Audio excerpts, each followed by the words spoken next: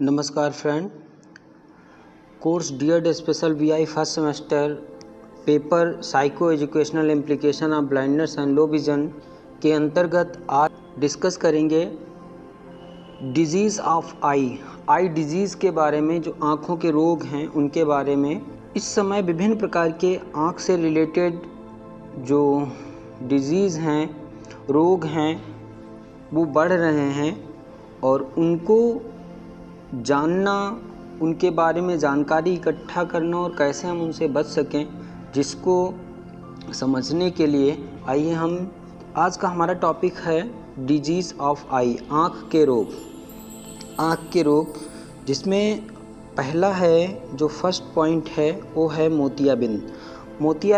मोतियाबिंद जो है, मोतियाबिंद आँख के प्राकृतिक लेंस का धुंधलापन है। जो आँख का प्राकृतिक लेंस है उसमें धुंधलापन आ जाता है। यह बच्चे बूढ़े किसी भी को हो सकता है। लेंस की पारदर्शिता जो होती है वह क्या हो जाती है, घटते या बढ़ते उम्र के साथ एक प्राकृतिक प्रक्रिया जो होती है वो क्या हो जाती है, कम हो जाती है। तो इस स्थिति को मोतियाबिंद मीन्स, मोतियाबिंद में क्या होता है कि जो आँख का प्राकृतिक लेंस होता है वह धुंधला हो जाता है, जिसके कारण मोतियाबिंद उत्पन्न होता है। मोतियाबिंद के कारण की अगर बात करें, इसके दो कारण होते हैं। एक प्राकृतिक कारण होते हैं और दूसरे परिस्थितिवश होते हैं, जो व्यक्ति को की जो आँखें होती हैं उनको प्रभावित करते हैं। अगर इसमें हम प्राकृतिक कारणों की बात करें तो प्राकृतिक कारणों में है बढ़ती उम्र। जैसे व्यक्ति की एज बढ़ती जाती है तो जो प्राकृतिक लेंस होता है वह धीरे धीरे धुंधला होने लगता है, जिसकी वजह से व्यक्ति की देखने की जो प्रक्रिया होती है वो प्रभावित होती है। सेकंड है, विरासत से भी मिल जा सकता है। मीन्स क्या होता है कि यदि बच्चे के माता पिता इससे प्रभावित होता है तो उस व्यक्ति में जो उनके बच्चे होते हैं उन बच्चों में भी मोतियाबिंद के लक्षण पाए जाते हैं या ये बीमारी हो सकती है। अगर हम परिस्थितिवश की बात करें तो परिस्थितिवश में कुछ ऐसी कंडीशन होती हैं जिनमें मोतियाबिंद हो जाता है। जैसे कुछ शारीरिक रोग होते हैं, कुछ शारीरिक रोग हैं। जैसे अगर हम शारीरिक रोगों की बात करें जिनमें है कि कुछ शारीरिक रोग हैं जैसे मधुमेह, थायराइड, टिटेनी इत्यादि जो शारीरिक रोग हैं, इनकी वजह से भी मोतियाबिंद जो प्राकृतिक लेंस है वो धुंधला हो जाता है। इसके अतिरिक्त खान पान में कैल्शियम की जो मात्रा होती है अगर वो बढ़ जाती है, उस वजह से भी व्यक्ति में जो प्राकृतिक लेंस होता है वो धुंधला हो जाता है। औद्योगिक उच्च ताप का है वो लेंस पर प्रभाव पड़ता है, इस वजह से भी व्यक्ति की जो प्राकृतिक लेंस है वह प्रभावित होता है। ग्लूकोमा के लक्षणों की बात की जाए तो इसमें क्या होता है, जो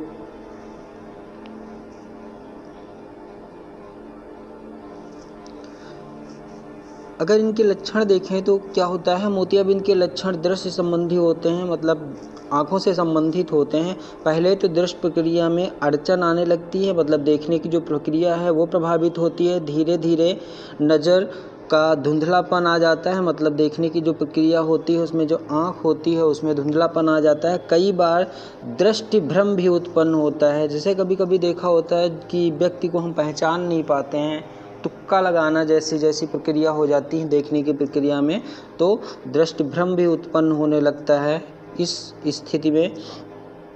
इसके अतिरिक्त अगर बात की जाए, जैसे एक वस्तु या दो तीन वस्तु दिखने लगती हैं तो इसको क्या बोला जाता है, दृष्टि भ्रम की स्थिति। कि जब यह रोग हमारी दिनचर्या को प्रभावित करने लगे तो हमें सदैव ही आई स्पेशलिस्ट जो विशेषज्ञ होते हैं उनके पास जा कर के इसका ट्रीटमेंट लेना चाहिए।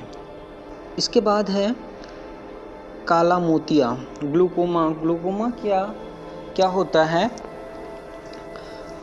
काला मोतिया आँख कहते हैं, जिसमें आँख का दाब जो होता है वो बढ़ जाता है। जब आँख से द्रव निकलने वाली निकास नलियाँ तंग हो जाती हैं, सख्त हो जाती हैं और द्रव निकलने की गति धीमी होने लगती है, इससे द्रव की मात्रा आँख के भीतर बढ़ जाती है, जिससे आँख का आंतरिक दाब जो होता है, इंट्राऑक्यूलर प्रेशर जो होता है, वो क्या हो जाता है, बढ़ जाता है। और इसी दबाव के बढ़ने से काला मोतिया होता है। इससे दृष्टि क्षेत्र धीरे धीरे कम हो जाता है और नज़र कमज़ोर हो जाती है। ग्लूकोमा के कारण, अगर कारणों की बात करें, यह रोग स्त्री पुरुष दोनों में पाया जाता है, परंतु सामान्य लोगों की तुलना में मधुमेह से प्रभावित जो व्यक्ति होते हैं उनमें इसके होने के चांसेस 8 गुना अधिक हो जाते हैं। इसके अतिरिक्त अगर बात करें, कुछ परिवारों में जो कुछ परिवार होते हैं उसमें ये जो रोग होता है वंशानुक्रम हो जाता है, मीन्स जेनेटिक होता है। वैसे 40 वर्ष की आयु के बाद इस रोग के बढ़ने की संभावना बढ़ जाती है, मीन्स एज रिलेटेड फैक्टर भी इसमें देखने को मिलता है। तो मीन्स जो ग्लूकोमा होता है वो 2 प्रकार का होता है। एक तो ओपन एंगल ग्लूकोमा होता है, दूसरा क्लोज एंगल ग्लूकोमा होता है। ओपन एंगल ग्लूकोमा और क्लोज एंगल ग्लूकोमा, जो अगर इनके बेसिक लक्षणों की बात करें तो जो ओपन एंगल ग्लूकोमा होता है उसमें व्यक्ति प्रारंभिक स्थितियों में सामान्य दिखता है, किसी भी प्रकार की उसमें कोई समस्या उसको स्वयं ही महसूस नहीं होती है। लेकिन जो क्लोज एंगल ग्लूकोमा होता है उसमें धीरे धीरे सर दर्द, आँखों का हल्का हल्का रेड होना या धुंधला होना, जो लेंस होता है वो धुंधला हो जाता है, जिसकी वजह से व्यक्ति को चकाचौंध जैसी स्थितियां दिखने लगती हैं। लेकिन ये किसमें होता है, सिर्फ और सिर्फ क्लोज एंगल ग्लूकोमा की स्थिति जब होती है तब ये चीज़ें प्रकट होती हैं। बेसिक लक्षणों की बात करें तो बल्ब या गाड़ियों की हेडलाइट के आसपास इंद्रधनुषी जो रंग दिखाई देने लगते हैं, यह लक्षण कुछ मिनटों या घंटों तक रह सकता है। मतलब जो झिलमिलाने की स्थिति होती है वह इसमें उत्पन्न होने लगती है।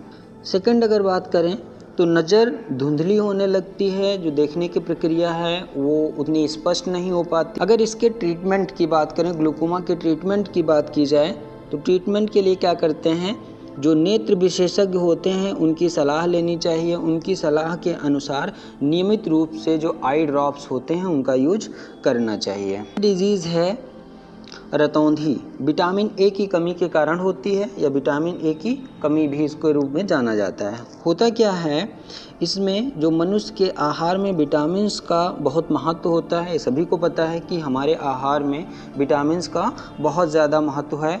शरीर के ठीक संचालन के लिए हमारे भोजन में कई प्रकार के पोषक तत्व होते हैं, मीन्स विभिन्न प्रकार के पोषक तत्व हमारे भोजन में पाए जाते हैं, जो हमें एनर्जी प्रदान करते हैं, शरीर की रखवाली करते हैं, शरीर को बैक्टीरिया, जो विभिन्न प्रकार के बाह्य बैक्टीरिया होते हैं उनसे लड़ने की ताकत प्रदान करते हैं। तो इन सब में भोजन का विशेष महत्व, जो हम भोजन करते हैं उसमें विटामिन्स का बहुत महत्व है। जितने ज़्यादा विटामिन्स होंगे उतना ज़्यादा हमारे शरीर के लिए ये अच्छे होते हैं। इसकी कमी रह जाए तो रतौंधी हो जाता है। मतलब यदि भोजन में विटामिन ए की कमी हो जाए, मीन्स अगर ऐसा भोजन हम नहीं करते हैं जिनमें पर्याप्त मात्रा में विभिन्न प्रकार के vitamins, vitamin A, vitamin B, vitamin K इस प्रकार के विटामिन्स जो होते हैं वो नहीं पाए जाते हैं, और उनमें भी अगर बेसिक विटामिन ए की कमी हो जाती है तो व्यक्ति को रतौंधी रोग हो जाता है। अगर कारणों की बात की जाए तो उसमें विटामिन ए की कमी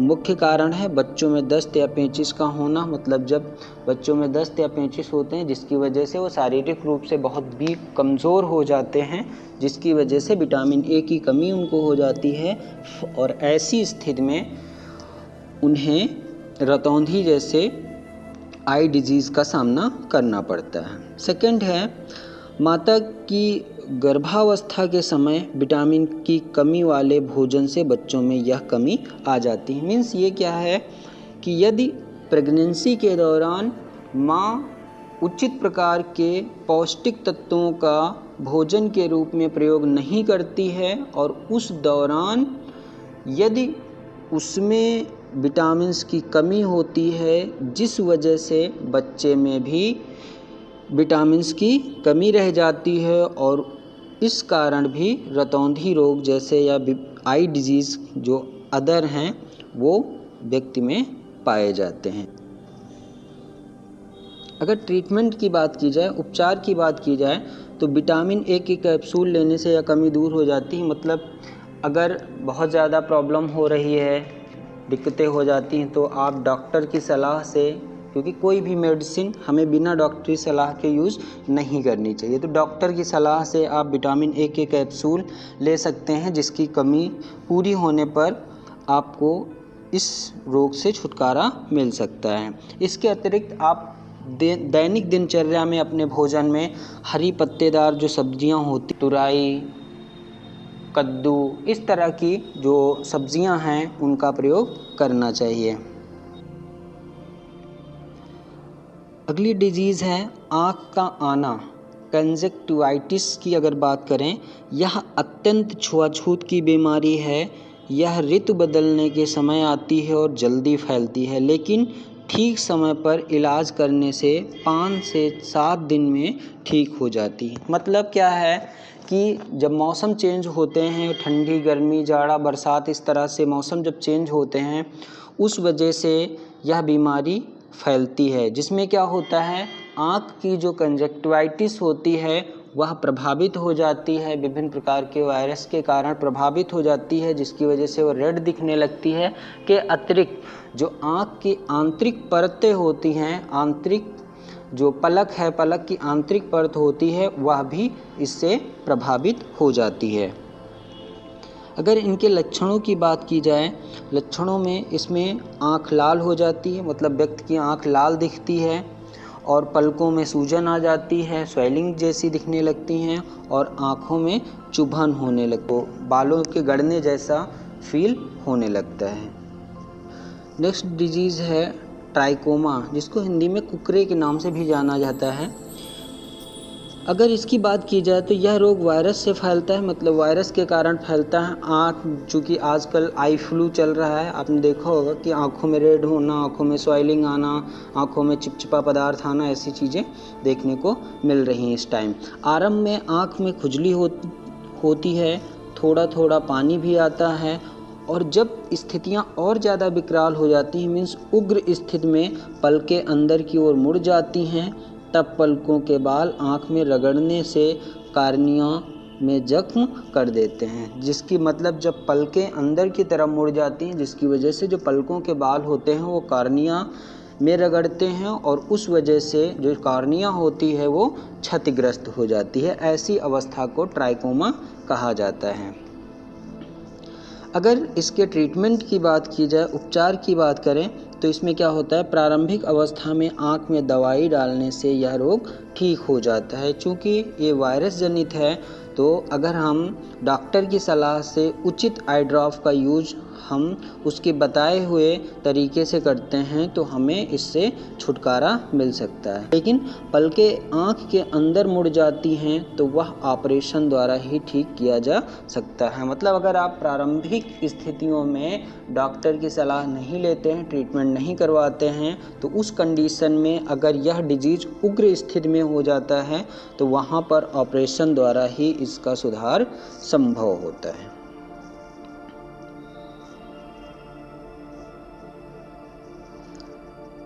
नेक्स्ट डिजीज़ है नियोनेटोरम।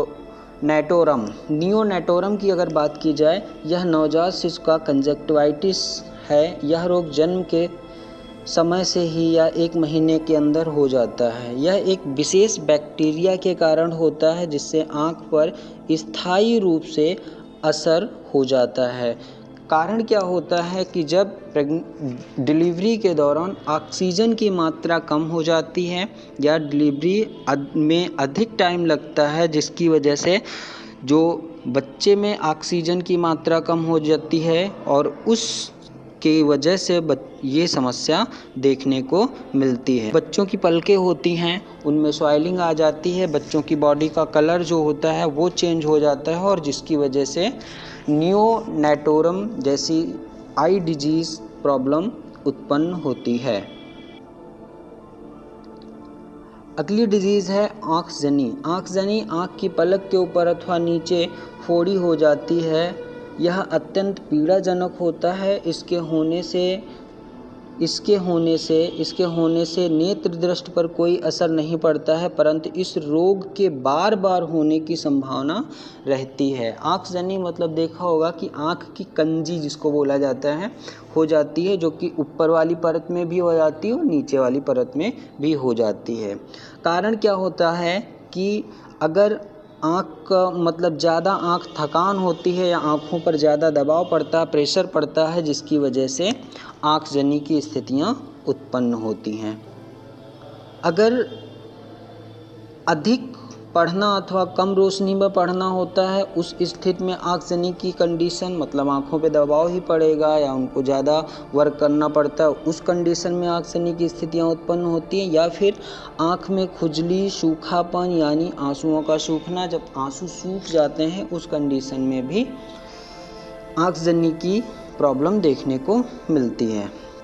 अगर इसके ट्रीटमेंट की बात की जाए, ट्रीटमेंट में गर्म पानी की सिकाई करनी चाहिए। मीन्स गर्म पानी में जो 1 कप गर्म पानी में लगभग 1/4 एक चुटकी नमक ले करके उसको अच्छे से गर्म करके फिर अगर हम आई ड्रॉप से आँखों में धीरे धीरे डालते हैं या उसकी सिकाई की जाती है तो इसके कुछ हद तक आराम मिलता है। एंटीबायोटिक दवाओं की बूंदें डालना भी आँखजनी में काफ़ी फ़ायदेमंद होता है। अगली आई डिजीज़ है भेंगापन। भेंगापन होता क्या है, जब किसी व्यक्ति की दोनों आँखों की नज़र एक दिशा या एक जगह में समान नहीं होती है तो उसे भेंगापन कहा जाता है। एक सामान्य व्यक्ति जब किसी वस्तु को देखता है तो उसकी दोनों आँखें एक साथ एक बिंदु पर केंद्रित होती हैं, लेकिन भेंगापन में व्यक्ति की दोनों आँखें एक साथ एक बिंदु पर केंद्रित नहीं। चित्र में आप देख रहे होंगे कि भेंगापन एक वह अवस्था है जब व्यक्ति की दोनों आँखों के प्रतिबिंब में जो प्रतिबिंब बनते हैं दोनों आँखों में वो अलग अलग बनते हैं। इस अवस्था को भेंगापन कहा जाता है। या देखा होगा कि बहुत सारे व्यक्ति ऐसे होते हैं जो दूसरी तरफ देख रहे होते हैं, आपको लगता है कि मुझे देख रहे हैं, या फिर दूसरे व्यक्ति को देख रहे होते हैं, आपको लगता है कि वो आपको देख रहा है। तो ऐसी स्थिति को क्या बोला जाता है, भेंगापन कहा जाता है। अगर इनके कारणों की बात करें तो होता क्या है, नेत्र मांसपेशियों की तंत्रिका काम करना बंद कर देती है, एक रीज़न ये होता है। सेकंड रीज़न क्या होता है, तंत्रिका या नेत्र मांसपेशी में चोट लग जाने के कारण भी हो सकती है। यदि तंत्रिका तंत्र क्षतिग्रस्त हो जाती है या मांसपेशियों में चोट लग जाती है, उस स्थिति में भी भेंगापन की स्थितियाँ उत्पन्न होती हैं।